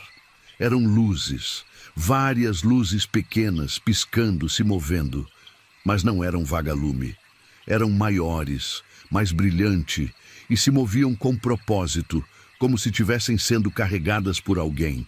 Sebastião ficou observando por um tempo longo. As luzes se moviam em círculo, sempre no mesmo lugar, como se estivessem fazendo uma procissão em volta de alguma coisa. E então, todas ao mesmo tempo, elas se apagaram. O murmúrio parou. Os barulhos da noite voltaram aos poucos. Grilo, sapo, coruja, tudo voltando ao normal, como se nada tivesse acontecido. Mas Sebastião sabia que não era normal. Sabia que tinha visto alguma coisa que não devia existir. E sabia que aquilo estava conectado com o sino. Na terceira vez, uma semana depois, Sebastião estava preparado. Ao meio-dia em ponto, parou o que estava fazendo, ficou em pé no meio do terreiro, os olhos fechados, prestando atenção em cada detalhe. E o sino tocou. 3 badaladas. Mas dessa vez, Sebastião percebeu alguma coisa. Depois das badaladas, houve um sussurro, tão baixo que quase não dava para ouvir. Mas estava lá, palavras que ele não conseguiu entender, numa língua que não reconhecia. Ou talvez fosse português tão antigo, tão deformado pelo tempo, que tinha virado outra coisa. E então veio a visão. Não era bem visão. Era mais como lembrança, mas não era lembrança dele. Era lembrança de outra pessoa, de outro tempo. Sebastião viu uma igreja, pequena, de pedra, com torre sineira no meio. Via gente entrando, saindo, rezando, via padre benzendo, via casamento, via enterro, via vida acontecendo em volta daquela igreja. A igreja era bonita, mesmo sendo simples. As paredes eram de pedra bruta, empilhada com capricho. O teto era de telha de barro, vermelha como sangue. E o sino, pendurado na torre modesta, brilhava sob o sol como se fosse feito de ouro, embora fosse só bronze bem cuidado. Sebastião via as pessoas, via os rostos. Uma mulher jovem, grávida, entrando para rezar. Um homem velho, curvado pela idade, ajoelhado no banco da frente.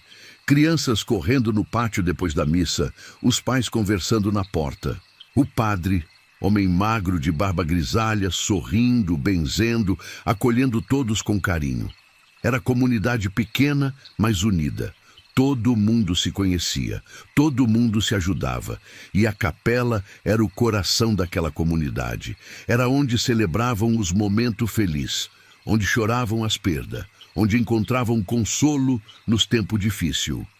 Mas então a visão mudou. A igreja estava pegando fogo. As chamas subiam pela parede, consumia o teto, derretia o sino.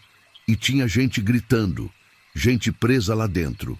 Gente batendo na porta, tentando sair, mas a porta não abria. Sebastião viu mais detalhes agora. Viu que a porta tinha sido amarrada por fora. Viu corrente grossa, trancada com cadeado. Viu homens a cavalo em volta da capela, armados com rifle, impedindo qualquer tentativa de resgate. E viu quem era o líder. Era homem alto, forte, de bigode grosso e olho frio. Usava roupa cara, chapéu de couro. E assistiu o incêndio sem expressão nenhuma no rosto, como se estivesse vendo gado sendo marcado, não gente sendo assassinada. Dentro da igreja, o desespero era total. As mães tentavam proteger os filhos, cobrindo eles com o próprio corpo. Os homens tentavam derrubar a porta, usando o banco como ariete, mas a madeira era grossa e a corrente era forte. O padre gritava, não pedindo para si, mas pelos outros, especialmente pelas crianças. E o sino tocava. Tocava desesperadamente, tentando pedir socorro, tentando alertar a vila. O sineiro, rapaz de 20 anos chamado Benedito, puxava a corda com força, mesmo quando a fumaça começou a entrar na torre, mesmo quando o calor ficou insuportável, mesmo quando a pele das mãos começou a queimar e grudar na corda. Ele tocou até não conseguir mais, até desmaiar, até morrer com a corda ainda enrolada nas mãos queimadas, até que o sino derreteu e o toque parou, e a igreja desmoronou. E todos morreram, 47 pessoas. Sebastião viu cada rosto, viu cada nome, como se as próprias almas estivessem mostrando para ele quem eram, para que nunca fossem esquecidas de novo. Sebastião abriu os olhos ofegante, suando frio, o coração batendo descompassado. Caiu de joelho no chão, as mãos trêmulas, tentando entender o que tinha visto. Era memória, memória da terra, memória de tragédia tão grande que tinha ficado impressa no próprio solo, voltando de tempos em tempos para assombrar os vivos. Ele ficou ali, de joelho, até conseguir se acalmar. Depois se levantou devagar e entrou em casa. Precisava descobrir o que tinha acontecido. Precisava entender. Foi até o baú velho que guardava as coisas do pai, do avô, dos antepassados. Papelada amarelada pelo tempo, foto desbotada, documento antigo. Procurou por horas, virando tudo de cabeça para baixo, até encontrar.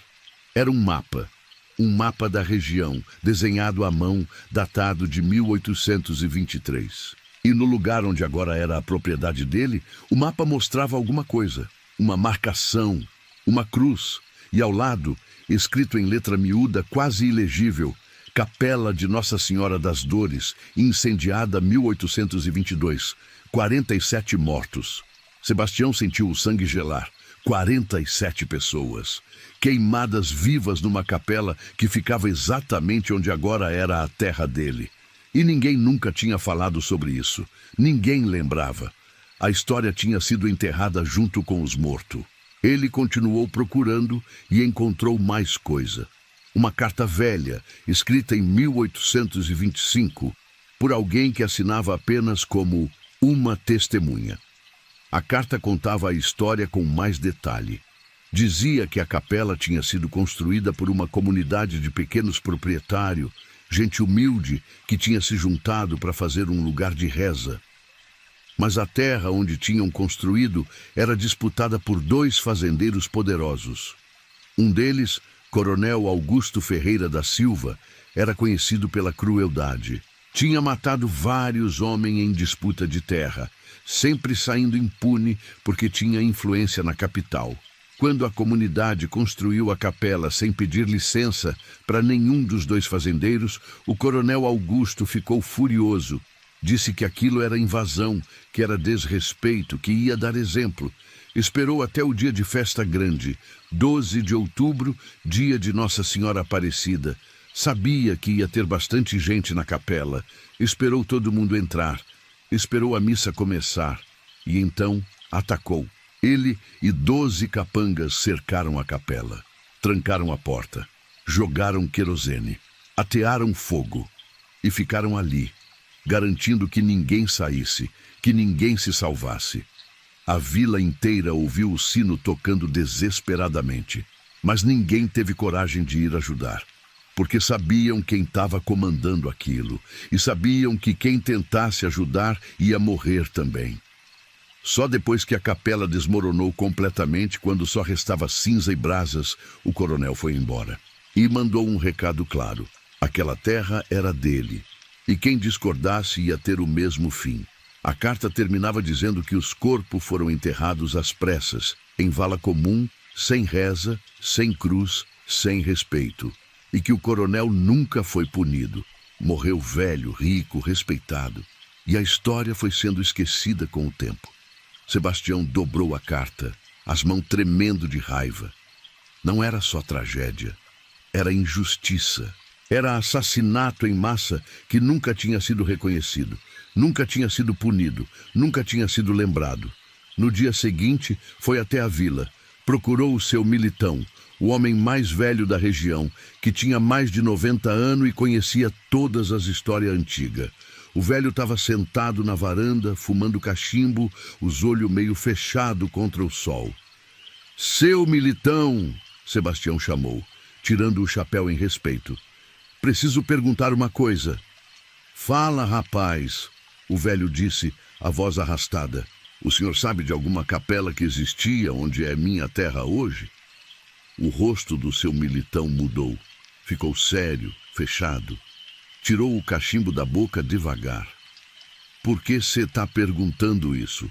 Ele disse, a voz baixa. Porque tenho ouvido coisa, Sebastião respondeu. E encontrei um mapa velho que fala de uma capela, de um incêndio.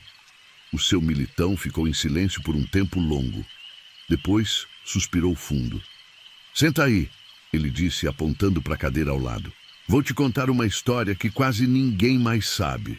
E contou. Confirmou tudo que Sebastião tinha lido. E acrescentou mais detalhes. Disse que o avô dele, que também se chamava Militão, era menino na época do incêndio. Tinha 9 anos e nunca esqueceu daquele dia. O velho Militão estava na vila quando ouviu o sino. Reconheceu o toque de desespero. Quis correr para ajudar, mas o pai segurou ele, disse que era perigoso, que não podiam fazer nada. Ele assistiu a fumaça subir ao longe. Ouviu o sino tocar até parar. E depois, no silêncio horrível que seguiu, ouviu os capanga do coronel rindo. Rindo como se tivesse feito coisa engraçada. Não massacre. Meu avô carregou essa culpa a vida inteira, o seu militão disse, a voz pesada. Culpa de não ter tentado ajudar, de ter ficado parado. Ele dizia que o sino nunca parou de tocar na cabeça dele, que ouvia aquele som todo dia, até o dia que morreu. E os corpos? Sebastião perguntou. Onde foram enterrados? Ninguém sabe ao certo, o seu militão respondeu. Os capanga do coronel enterraram de noite, escondido. Mas meu avô disse que viu eles cavando perto de onde era a capela, numa elevação pequena, coberta de mato. Disse que cavaram fundo, jogaram tudo lá dentro e cobriram rápido. Sebastião sentiu o coração apertar. A elevação coberta de mato. Sabia exatamente onde era. Era o canto da propriedade que ele nunca tinha mexido, nunca tinha limpado. E o sino? Ele perguntou. O que aconteceu com o sino? Derreteu no fogo, o velho disse. Mas dizem que pedaço dele ficou lá, que está enterrado junto com os mortos e que de vez em quando, no aniversário da tragédia, ele ainda toca. Não precisa de sineiro, não precisa de nada. Ele toca sozinho, preso entre esse mundo e o outro, tentando chamar ajuda que nunca vem. Que dia foi o incêndio? Sebastião perguntou, a voz apertada. O seu militão olhou para ele com os olhos cansados. 12 de outubro, dia de Nossa Senhora Aparecida. Por isso o coronel escolheu esse dia. Queria profanar até a data santa. Sebastião sentiu o estômago revirar. 12 de outubro. Faltava 3 dias. E o que acontece quando alguém ouve o sino? Ele perguntou. Depende, o velho respondeu. Se a pessoa ignora, se finge que não ouve, nada acontece. O sino vai tocar por uns tempos e depois para. Mas se a pessoa reconhece, se responde de alguma forma, as almas vão atrás dela, vão pedir ajuda, vão implorar por justiça, por descanso, por lembrança. E se a pessoa não ajuda, o seu militão deu uma tragada longa no cachimbo. Aí a pessoa fica presa, presa entre os vivos e os mortos. Começa a definhar, para de dormir, para de comer. E aos poucos vai sendo puxada para o outro lado, até virar mais uma alma presa naquele lugar. Sebastião sentiu o medo apertar o peito. Ele tinha reconhecido. Tinha respondido com a própria curiosidade, com a busca por resposta. E agora estava marcado. Tem jeito de ajudar elas? Ele perguntou desesperado. O velho acenou que sim, devagar. Tem, mas não é fácil. Você tem que encontrar onde os corpos foram enterrados. porque não foram enterrados na capela. Foram jogados em vala comum, escondido, sem reza, sem respeito. Você tem que achar essa vala, tem que benzer, tem que dar sepultura digna e tem que fazer justiça ser lembrada. Só assim as almas descansam. Mas como eu acho a vala? Faz quase 200 anos. As almas vão mostrar, o seu militão disse. Se você prestar atenção, se você escutar de verdade, elas vão guiar você. Sebastião voltou para casa com a cabeça cheia de pensamento. 3 dias. Tinha 3 dias até o aniversário da tragédia. 3 dias para encontrar a vala, para fazer as coisas certas, para dar paz para as almas. Ou ia virar mais uma vítima daquele lugar amaldiçoado. Passou os 2 dias seguintes procurando. Andou por cada canto da propriedade, prestando atenção em qualquer sinal, qualquer coisa fora do lugar. Mas não encontrou nada. Nenhuma depressão no solo, nenhuma marca. Nada que indicasse onde tinha corpo enterrado. Foi quando decidiu fazer diferente. Na noite do dia 11, véspera do aniversário, Sebastião não tentou dormir. Ficou sentado na varanda, esperando, observando. E lá pelas 2 da manhã, viu. As luzes voltaram, mas dessa vez eram mais, dezenas delas. E não estavam só se movendo em círculo, estavam formando um caminho que saía da área onde tinha sido a capela e ia até a elevação coberta de mato. Sebastião se levantou devagar, pegou a lanterna e seguiu as luzes. Elas flutuavam na altura da cintura, se movendo devagar, esperando ele acompanhar. E conforme ele seguia, começou a ouvir o murmúrio de novo. Mas agora conseguia entender algumas palavras. Aqui, tamo aqui, esquecido, sozinho, frio, tanto frio. As luzes pararam na elevação. E então, uma por uma, começaram a descer, a afundar no chão, como se estivessem mostrando exatamente onde os corpos estavam. Sebastião marcou o lugar com pedra. Quando a última luz desapareceu no solo, ficou ali parado, a respiração pesada, sabendo o que tinha encontrado. Começou a desesperar. E então chegou o dia 12 de outubro. Sebastião acordou antes do sol nascer. Não tinha dormido direito, tinha passado a noite inteira virando de um lado para o outro, ouvindo barulho que talvez fosse real ou talvez fosse imaginação. Levantou, tomou café e saiu para o terreiro esperando. Ao meio-dia em ponto, o sino tocou. Mas dessa vez não foi 3 badaladas, foi muito mais. Foi toque incessante, desesperado, que ecoava por toda a propriedade, fazendo a terra tremer, fazendo os pássaros voarem assustado, fazendo o gado mugir de medo. E junto com o sino veio as vozes, dezenas delas, centenas, gritando, chorando, implorando. Socorro, tá pegando fogo. A porta não abre. Pelo amor de Deus, a porta não abre. Minhas crianças estão queimando. Pai nosso que estais no céu, ajuda nós, ajuda! Sebastião caiu de joelho, as mãos cobrindo os ouvidos, mas não adiantava. O som vinha de dentro da cabeça dele, de dentro da alma. E junto com as vozes, veio as imagens. Via a capela em chama, via a gente lá dentro, amontoada na porta, tentando derrubar ela. Via criança chorando, abraçada nas mães.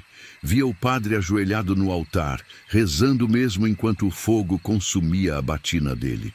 Via o sineiro lá em cima, puxando a corda do sino até a pele das mãos rasgar, até o sangue escorrer, até o fogo chegar nele também. Mas agora via mais. Via cada pessoa individualmente.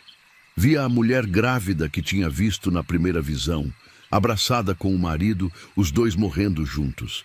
Via o velho que rezava no banco da frente, sufocado pela fumaça antes mesmo do fogo chegar nele. Via as crianças que brincavam no pátio, agora gritando de dor, enquanto as chamas consumiam os vestidos, a pele, tudo. E via o padre. Via ele até o último segundo. Via quando ele percebeu que não ia conseguir salvar ninguém. Via quando ele parou de tentar abrir a porta e voltou para o altar. Via quando ele ergueu a cruz que tinha na parede e a segurou contra o peito. Via quando ele começou a rezar alto, a voz forte mesmo com a fumaça, tentando dar conforto para os outros, tentando guiar as almas para o céu mesmo enquanto o corpo morria no inferno. Não tenham medo, o padre gritava. Deus está com nós. As portas do céu estão abertas. Nós vamos entrar juntos. E eles tentaram acreditar, tentaram ter fé, mas o medo era maior, a dor era maior e a raiva também. Raiva de quem fez aquilo, raiva da injustiça, raiva de morrer daquele jeito. E então viu o depois. Viu os corpos carbonizados sendo puxados para fora. Viu os capanga do fazendeiro cavando um buraco enorme, rápido, sem cuidado. Viu os corpos sendo jogados lá dentro, empilhado como se fosse lixo. Viu terra sendo jogada por cima, sem cruz, sem reza, sem nada. E viu onde era o lugar. Sebastião abriu os olhos. Sabia onde precisava ir. Levantou correndo, pegou pá a picareta e correu para o canto mais afastado da propriedade, onde tinha a elevação coberta de mato denso, lugar que ele nunca tinha se dado o trabalho de limpar, porque não servia para nada. Começou a cavar. Cavou freneticamente, a pá entrando na terra dura, o suor escorrendo pelo rosto, os braços ardendo de esforço. E conforme cavava, o sino continuava tocando, cada vez mais alto, cada vez mais desesperado. A terra era dura, compactada por quase 2 séculos. Mas Sebastião não parava. Cavou por horas. O sol subia no céu, o calor aumentava, mas ele não parava. As mãos formaram bolha que estouraram, a pele rasgou, começou a sangrar. Mas ele não parava. Até que a pá bateu em alguma coisa. Sebastião parou, o coração disparado. Ajoelhou e começou a tirar a terra com as mãos. E encontrou osso, muitos ossos, amontoado, misturado, alguns ainda com resto de roupa queimada grudada. Era a vala. Ele caiu sentado, as lágrimas correndo pelo rosto. Tinha encontrado os 47 esquecidos. Continuou cavando com mais cuidado agora, expondo mais osso. E foi quando encontrou outra coisa. Era pedaço de metal, bronze, coberto de terra, mas ainda reconhecível. Era pedaço do sino. Sebastião pegou o pedaço com as 2 mãos. Estava quente, vibrando levemente como se ainda tivesse vida. E no momento que tocou nele, ouviu uma voz, clara, direta, falando dentro da cabeça dele. Obrigado por achar nós, mas não basta achar. Tem que fazer o mundo lembrar. Tem que fazer justiça ser conhecida. Senão nós nunca vamos descansar. Sebastião entendeu. Não era só sobre enterrar os ossos direito. Era sobre contar a história. Era sobre fazer o crime ser reconhecido. Era sobre garantir que aquelas 47 pessoas fossem lembradas como vítimas, como mártires, como gente que merecia vida e dignidade. Mas agora vinha a parte mais difícil. Precisava fazer as coisas certas. Cobriu a vala de volta, marcou o lugar com pedra grande e foi correndo até a vila. Procurou o padre, contou tudo.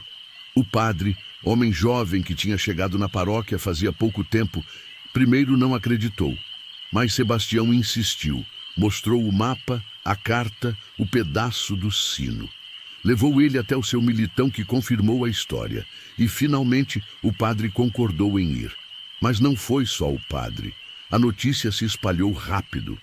No dia seguinte, tinha jornalista da capital querendo cobrir a história. Tinha historiador querendo pesquisar. Tinha gente da universidade querendo fazer escavação arqueológica. Sebastião deixou todos virem, deixou todos verem, porque quanto mais gente soubesse, melhor. Quanto mais gente lembrasse, mais as almas iam ter paz. Foram no dia seguinte, o padre Sebastião, o seu militão que insistiu em acompanhar apesar da idade, e mais algumas pessoas da vila que quiseram participar. Levaram água benta, cruz, terço, tudo que era necessário para benzer aquele lugar. E tinha mais gente. Tinha a equipe da universidade, com equipamento para escavação apropriada, tinha o jornalista com câmera, tinha o historiador com caderno, anotando tudo. Quando chegaram na vala, o padre ficou em silêncio por um momento longo. Depois começou a rezar. Rezou por cada alma ali, por cada vida perdida, por cada sofrimento que tinha ficado sem consolo. E enquanto rezava, alguma coisa mudou. O ar ficou mais leve. O silêncio pesado que sempre existia naquele canto da propriedade começou a se dissipar. E lá do fundo da terra começou a vir um som. Não era mais grito, era canto, canto de gratidão, canto de paz. O sino tocou uma última vez. Não eram 3 badaladas desesperadas, era um toque longo, harmonioso, bonito, era o toque de despedida, de libertação. Um toque que lembrava os sinos de domingo de manhã, quando tudo está em paz, quando tudo está certo no mundo. E então parou e nunca mais tocou. Sebastião sentiu o peso que estava carregando desde a primeira vez que ouviu o sino sumir completamente. Conseguia respirar de novo. Conseguia pensar de novo. Estava livre. A escavação levou semanas. A equipe da universidade trabalhou com cuidado, com respeito, documentando tudo. Encontraram os 47 esqueletos. Encontraram resto de roupa, de sapato, de objeto pessoal. Encontraram o esqueleto de criança, alguns tão pequenos que partia o coração. Encontraram mais pedaço do sino. Recolheram tudo com reverência, como se estivesse lidando com relíquia sagrada, porque era relíquia de sofrimento, de injustiça, de vida interrompida. O historiador fez pesquisa profunda, foi até arquivo da capital, encontrou mais documento, encontrou registro de batismo de algumas das vítimas, encontrou até testamento do coronel Augusto, onde ele deixava fortuna enorme para a família, sem nunca mencionar o crime que tinha cometido. E o jornalista escreveu matéria grande, matéria que saiu no Jornal da Capital, que foi republicada em outros estados, matéria que contava a história completa, que nomeava o assassino, que homenageava as vítimas. Sebastião foi entrevistado, contou sobre o sino, sobre as visões, sobre tudo. Alguns acreditaram, outros acharam que era lenda, folclore, mas não importava. O importante era que a história estava sendo contada. As vítimas estavam sendo lembradas. Nos meses seguintes, eles organizaram tudo direitinho. Exumaram os ossos com respeito, com a ajuda de antropólogo, de arqueólogo. Identificaram o que puderam. Conseguiram colocar nome em 23 dos 47. Os outros ficaram como desconhecido, mas não esquecido. Construíram um memorial no lugar. Não era só monumento, era capela nova, pequena, simples, mas bonita, feita de pedra como a original. E na torre, um sino novo, feito com o bronze recuperado do sino antigo, misturado com bronze novo. Um sino que ligava passado e presente, memória e esperança. Fizeram cerimônia de inauguração. Veio gente de todo canto, descendente de algumas das vítimas, que tinham descoberto através da pesquisa que os antepassados deles tinham morrido ali. Vieram chorando, agradecendo, finalmente tendo um lugar para rezar, para lembrar. O padre benzeu a capela nova. E quando o sino novo tocou pela primeira vez, todos sentiram. Era som diferente, era som de paz. Não tinha desespero, não tinha dor, só tinha gratidão. E dentro da capela construíram parede inteira com placa. 47 placas, uma para cada vítima. As 23 identificadas tinham o nome, a idade, a data de nascimento quando sabiam. As 24 desconhecidas tinham número, mas também frase. Sua vida importou, seu sofrimento não foi em vão, você é lembrado. Sebastião chorou lendo aquelas placas. Chorou por cada um, por cada vida, por cada sonho que nunca se realizou. O trovão voltou naquele dia. Apareceu durante a cerimônia, como se tivesse sabido que era hora de voltar. Se sentou ao lado de Sebastião e ficou ali, quieto, como se também tivesse entendendo a importância daquele momento. A propriedade mudou depois disso. Sebastião continuou trabalhando a terra, mas agora era diferente. A terra produzia melhor, as plantas cresciam mais fortes, o gado engordava mais rápido. Era como se a própria terra tivesse suspirado de alívio, como se a maldição que pesava sobre aquele lugar por quase 200 anos finalmente tivesse sido quebrada. E mais que isso, o lugar virou ponto de peregrinação. Gente começou a visitar a capela, gente que tinha perdido ente querido em tragédia, em injustiça, gente que procurava consolo, e diziam que encontravam, diziam que sentiam paz ali, que sentiam presença protetora. Sebastião virou guardião do lugar. Todo dia ia até a capela, acendia a vela, conversava com as almas, como se fossem velhos amigos. E, de certa forma, eram. Porque tinham dividido jornada, tinham caminhado juntos do desespero até a paz. Ele viveu muitos anos ainda, e toda vez que alguém visitava a capela, toda vez que alguém perguntava sobre a história, ele contava tudo.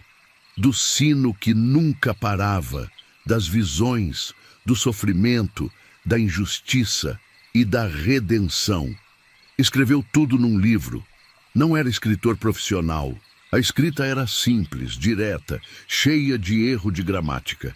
Mas era honesta, era verdadeira e era poderosa. O livro foi publicado pela própria universidade que tinha feito a escavação. Virou leitura obrigatória nas escolas da região. Crianças aprendiam sobre aquela tragédia, aprendiam sobre injustiça, sobre como é importante lembrar, sobre como o silêncio perpétua crime. E o mais importante, aprendiam os nomes. Os 23 nomes identificados. Aprendiam que não eram só número, eram gente. Eram pai, mãe, filho, filha.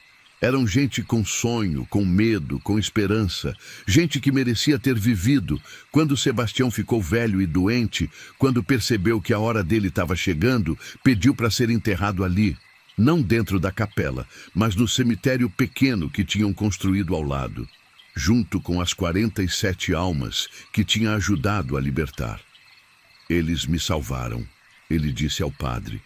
Agora eu quero ficar com eles, protegendo, cuidando, para nunca mais serem esquecidos.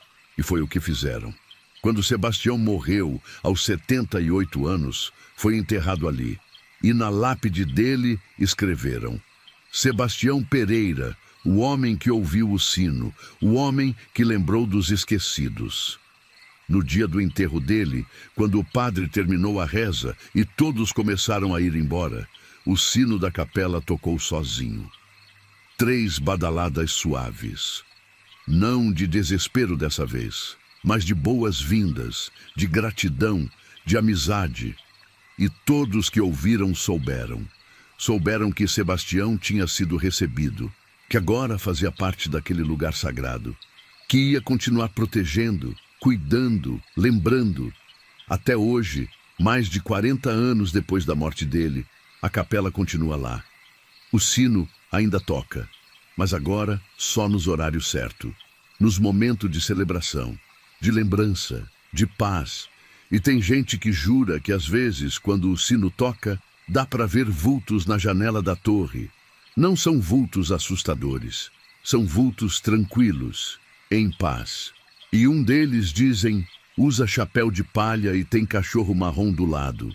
É Sebastião, continuando a vigília, garantindo que as 47 almas nunca mais sejam esquecidas.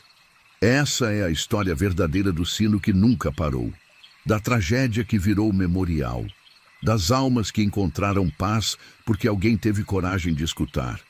E se você, viajante, um dia ouvir sino tocando onde não devia ter sino, não ignore, não tenha medo. Preste atenção. Escute o que os mortos estão tentando dizer. Porque talvez eles só precisem de alguém que escute, alguém que lembre, alguém que faça a justiça finalmente ser feita. E se você fizer isso, se você ajudar, vai ser abençoado. protegido, porque os mortos gratos são os protetores mais poderosos que existem. Mas se você ignorar, se você virar as costas, o sino vai continuar tocando. Para você, dentro de você, até você não aguentar mais. A escolha é sua, sempre foi, sempre vai ser.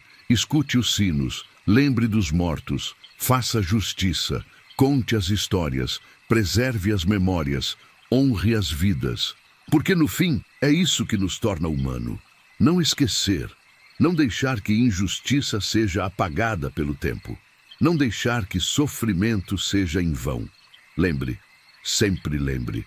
E viva em paz, sabendo que fez o certo. Que deu voz aos que foram silenciados. Que trouxe luz para os que morreram na escuridão. Que transformou tragédia em memorial. Sofrimento em lição. Esquecimento em lembrança eterna. Essa é sua missão. Essa é nossa missão. De todos nós, vivos que caminhamos sobre terra cheia de história, terra cheia de memória, terra cheia de alma que esperam ser lembradas. Então lembre e seja abençoado.